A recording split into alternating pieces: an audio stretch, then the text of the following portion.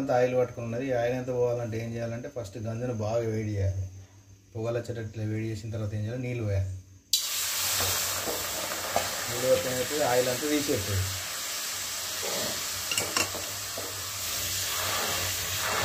Water చూసిన ఏ colour వచ్చినాయి, oil అంతా వచ్చింది వాటర్లోకి.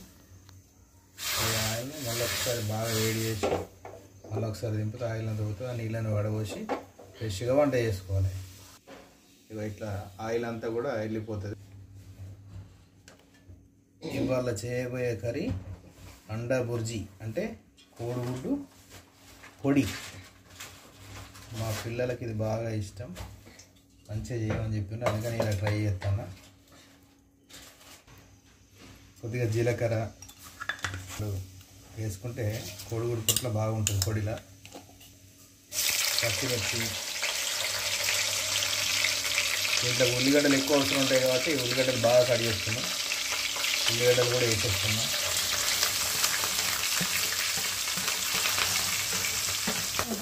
పిల్లలు ఎవరైనా కూడా ఈ కూర చాలా ఇష్టంగా తింటారు, ఎందుకంటే కోడిగుడ్డు కాబట్టి బాగా ఇష్టంగా తింటారు. అందుకని మా పిల్లలు అయితే కోడిగుడ్లు అంటే ఇక ప్రాణం. వాళ్ళకి ఏం అవసరం లేదు, రోజు కోడిగుడ్ల కూర పెట్టినా కూడా పొద్దున మాపు సాయంత్రం 3 పూట తినన్నా కూడా తింటారు. అందుకనే వాళ్ళ కోసం నేను చేస్తాను. ఓకే, అయితే ఉల్లిగడ్డలు కాస్త ఉడికేదాకా మూత పెట్టుకుందాం. ఉడికిన తర్వాత అప్పుడు అన్నీ వేద్దాం. ఉల్లినాయండి, సరిపోతుంది, మళ్ళీ ఎగుతాయి. పసుపు వేసుకున్నాను, కొద్దిగా నేను పసుపు ఎక్కువనే వేస్తాను. ఓకే, వచ్చింది. పసుపు కూడా ఎంతో ఆరోగ్యానికి మంచిది, ఎక్కువ వేసుకొని తింటేనే మంచిది. నేనైతే ఎక్కువనే వాడతాను. ఉల్లిగడ్డలు మంచిగా పసుపు వేసిన తర్వాత పసుపు కూడా మంచిగా పోలేదు. ఇప్పుడు ఇందులో మనం కోడిగుడ్డు కొట్టి పోసుకుంటే, అల్లం వెల్లుల్లి ఇప్పుడు వేయట్లేదు ఎందుకంటే కొద్దిగా అడుగంటుతుంది. ఇప్పుడు కోడిగుడ్డు ఉడికిన తర్వాత మంచిగా అయిన తర్వాత అప్పుడు కొంత అల్లం వెల్లుల్లి మధ్యలో వేసి కారం, ఉప్పు ఇవన్నీ కూడా అప్పుడే వేస్తాం. ఎందుకంటే ఇందులో కోడిగుడ్డు ఉడకాలి.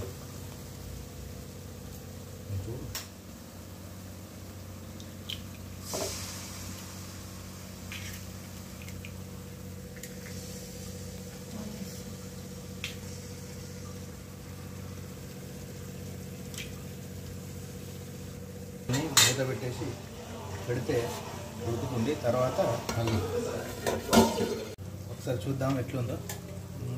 కొద్దిగా ఉడికినాయి. దీన్ని తిప్పేసుకుంటే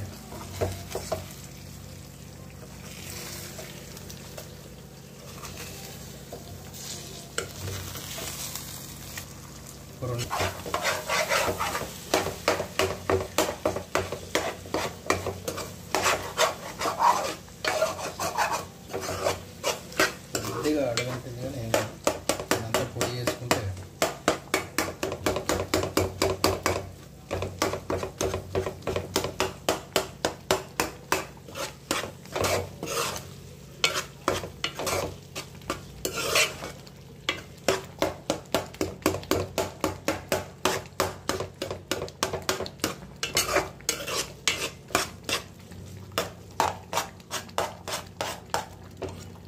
పేస్ట్ చేసుకున్నాం.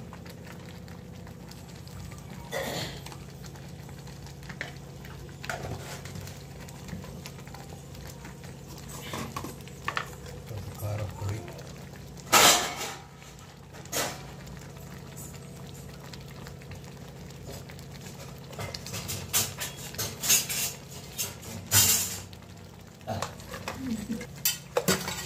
తర్వాత సాల్ట్,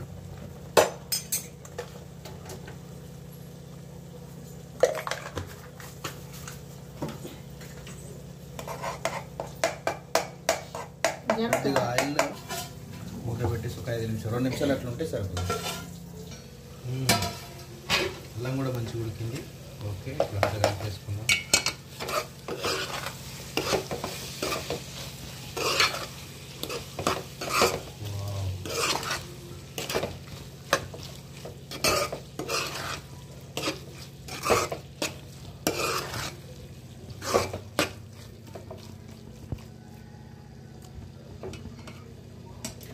కొద్దిగంతా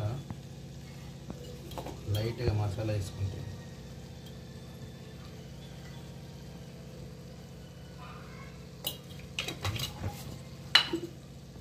కూర ఎక్సలెంట్. గుమగుమలాడుతుంది ఆల్రెడీ.